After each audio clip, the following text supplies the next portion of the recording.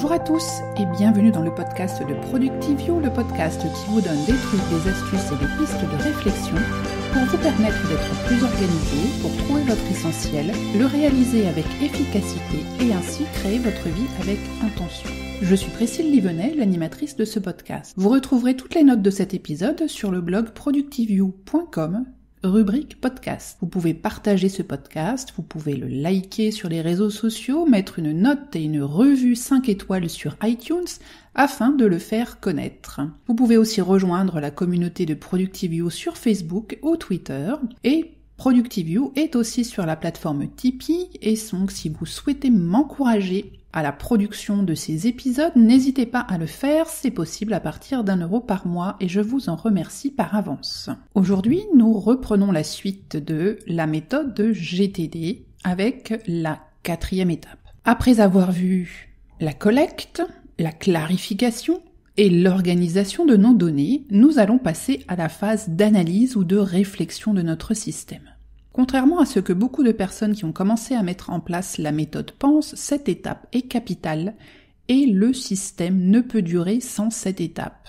Ou plutôt ces étapes, car en fait il y a 3 niveaux d'analyse et aujourd'hui nous allons en voir 2. C'est un peu comme mettre des lunettes 3 dimensions pour observer notre système d'organisation. Le premier niveau, c'est la revue quotidienne. Le second niveau, c'est la revue hebdomadaire.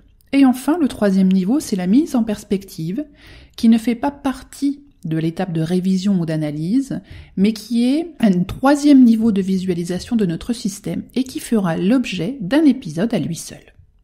Le principe de base pour ces revues est que plus l'échéance d'une chose est proche et plus la fréquence de révision est rapprochée. Je vais prendre un exemple culinaire. Quand vous mettez un gâteau à cuire et dont vous voulez être sûr d'avoir une belle couleur, vous suivez la recette qui vous donne la durée de cuisson et la température. Mais vous savez que chaque four est différent et que par conséquent, il vous faudra être vigilant. Vous enfournez pour 1 heure, pendant les 45 premières minutes, vous jetez un coup d'œil une fois de temps en temps, et dans les 15 dernières minutes, vous allez regarder plus souvent. Et vers la fin, vous êtes pratiquement devant le four pour vous assurer de bien retirer votre gâteau au bon moment. C'est un peu pareil dans le principe de la revue de notre méthode GTD. Un projet dont la deadline est très éloignée demandera une revue espacée, puis mensuelle, puis hebdomadaire, et dans la phase très active, on passera à une revue quotidienne. Commençons par le premier niveau d'analyse, la vision quotidienne. Tous les jours, nous allons passer en revue 3 éléments de notre système. Le premier, c'est le calendrier, afin de bien avoir en tête les engagements de la journée et pouvoir être au bon endroit, au bon moment et bien préparé. On pourra revoir ce calendrier plusieurs fois dans la journée, même s'il est bien chargé, et à minima, le matin en commençant la journée et le soir pour anticiper la préparation de la journée suivante. Deuxième chose à revoir, la liste des prochaines actions ou to-do list. On reverra cette liste en premier le matin afin de décider de ce que nous allons faire dans la journée, ou bien de ce que nous n'allons pas faire, car peut-être devrons-nous réajuster le planning en raison de nouveaux éléments ou d'urgence. Le fait d'avoir des listes de choses à faire bien à jour nous donne la liberté de pouvoir choisir à un instant T de faire autre chose de façon délibérée et sans stress, car lorsque nous reviendrons à notre liste, nous reprendrons le cours de la journée là où nous en étions sans crainte d'avoir omis quelque chose au passage. C'est cet avantage que nous oublions parfois et qui peut sembler contre-intuitif dans un système d'organisation. Lorsque nous avons bien tous nos projets, toutes nos listes à jour, avec une excellente visibilité sur nos deadlines, cela nous donne une grande liberté de pouvoir réarranger les choses si besoin, de pouvoir avancer ou repousser certains sujets, faire face à un imprévu, sans que cela nous mette dans un trop grand embarras sur d'autres projets. Si vous ne l'avez pas expérimenté vous-même, vous vous dites sans doute que j'ai fumé un truc ou bien que je vous raconte des histoires. Mais pour ceux qui le vivent déjà, vous savez combien votre organisation, qui semble rigide et figée de l'extérieur, vous permet au contraire d'avoir une grande souplesse et de faire face à beaucoup d'imprévus très facilement.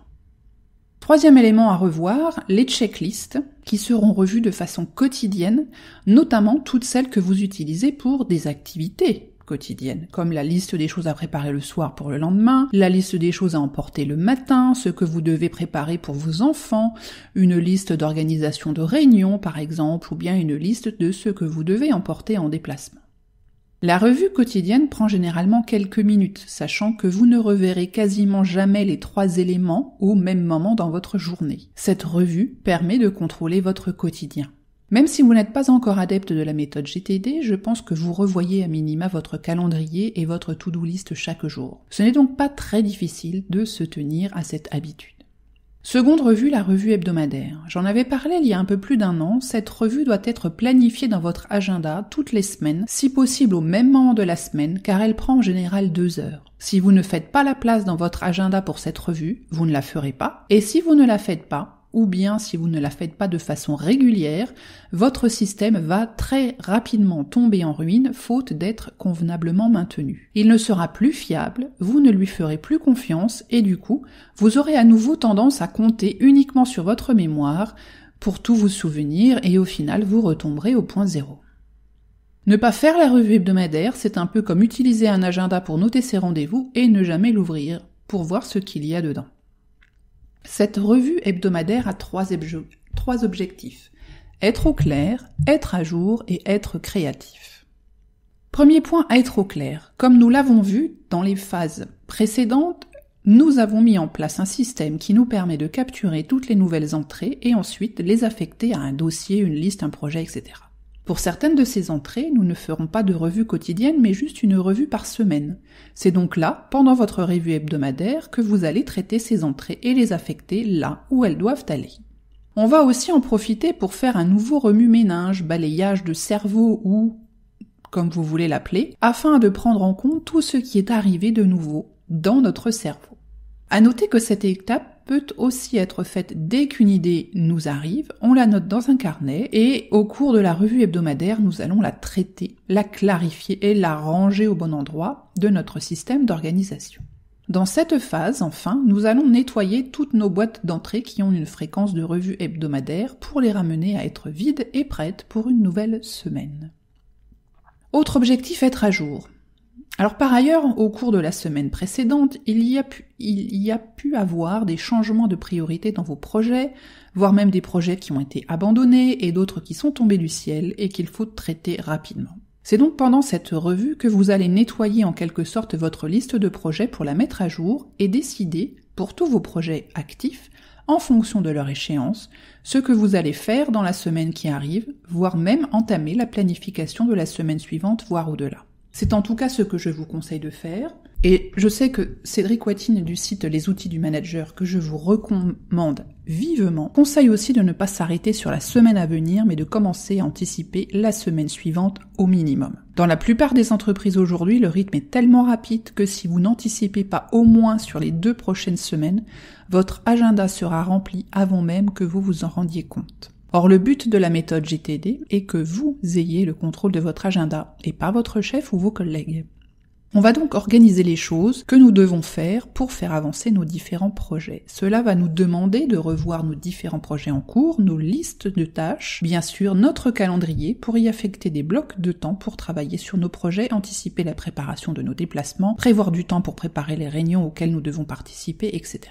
Et même créer de nouveaux projets pour répondre à des obligations inscrites dans notre calendrier, comme penser à réserver un restaurant pour votre anniversaire de mariage qui aura lieu dans 3 semaines, prévoir de faire livrer des fleurs et commander un joli cadeau.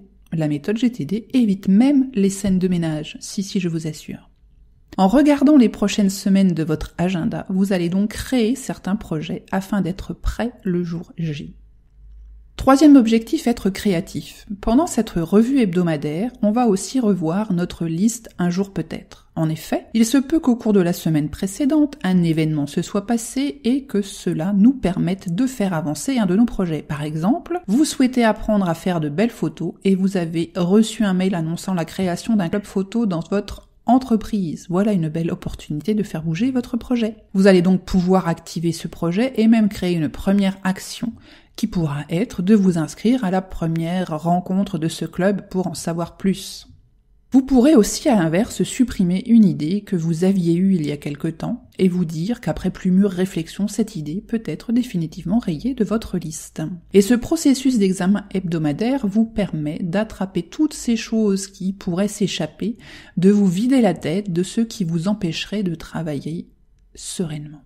L'examen hebdomadaire vous donne la certitude que les décisions que vous avez prises concernant vos tâches sont les bonnes. Le processus d'examen hebdomadaire est très simple, comme nous venons de le voir. Tout d'abord, assurez-vous que toutes vos boîtes de réception sont vides. Sortez tous vos papiers volants, vos reçus, vos petits papiers, tous les dossiers. Et assurez-vous qu'ils se trouvent au bon endroit, conformément au flux de travail GTD que nous avons vu précédemment. Traitez vos boîtes de réception jusqu'à ce qu'elles soient complètement vides. Cela inclut vos notes, vos courriels, vos courriers physiques. Tout ce qui pourrait créer une boucle ouverte dans votre cerveau doit être traité. Ensuite, videz votre esprit de toute autre idée ou tâche ne figure pas déjà dans votre système. Il y a de bonnes chances que le traitement de vos boîtes de réception ait déclenché quelques idées nouvelles ou des pensées aléatoires. Veillez donc à ce que ces éléments entrent également dans votre système.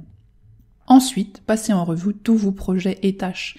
Prenez vos projets un par un et posez-vous quelques questions simples à propos de chacun. Voici quelques-unes des questions que vous pourriez vous poser. Y a-t-il autre chose dont j'ai besoin pour mener à bien ce projet? Est-ce que ce projet est encore quelque chose sur lequel je devrais travailler? Les prochaines actions pour ce projet sont-elles clairement définies? Les dates de ce projet sont-elles toujours actuelles?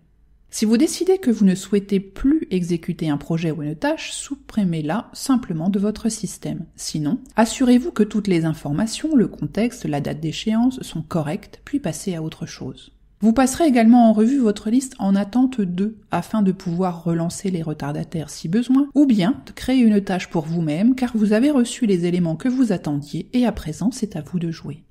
Enfin, passez en revue vos objectifs. Leur révision est importante car elle fournit la raison derrière les tâches et les projets sur lesquels vous avez décidé de travailler. Celles-ci peuvent être des objectifs à court terme ou à long terme, mais vous devez les garder à l'esprit si vous voulez que votre motivation persiste. Et si vous avez besoin d'un rappel sur le processus de création des objectifs et les phases de revue et de mise en œuvre, je vous encourage à reprendre la mini-série de l'an dernier sur les objectifs. La révision hebdomadaire est la graisse qui assure le bon fonctionnement de l'ensemble de la machine GTD. Si vous vous en tenez à votre examen hebdomadaire, il ne vous faudra pas longtemps afin que vous ne quittiez une fois pour toutes le mode de fonctionnement pompier. La revue hebdomadaire est la partie la plus importante du processus GTD. Sans elle, vous aurez des difficultés à maintenir votre organisation et vous ne ferez plus confiance à votre système. La phase de réflexion consiste à prendre le temps de regarder ce que vous faites. Vous vous assurez que vous avez tout dans votre système et que les tâches de votre système vous poussent à atteindre vos objectifs. Cette phase vous demande de vous mettre sur pause pendant quelques heures, de regarder en arrière ce qui a été fait au cours des jours précédents. Vous revoyez toutes les phases précédentes de votre système, la capture, la clarification, l'organisation, et vous vous assurez que tout est bien au bon endroit, que les statuts sont bien tous à jour. Vous allez aussi regarder vers le futur pour capturer tous les projets que vous devez créer pour être prêt pour les futures échéances de votre agenda. La fréquence de revue dépend de la complexité de votre organisation, du rythme dans lequel vous travaillez, de la vitesse de votre environnement et de la cadence des changements de votre environnement. Dans le prochain épisode, nous passerons à la 5e et dernière phase de la méthode, le passage à l'action. Je vous souhaite à tous une très belle journée. Je profite aussi de cet épisode pour vous souhaiter à tous une excellente année 2019. À très bientôt. Bye bye.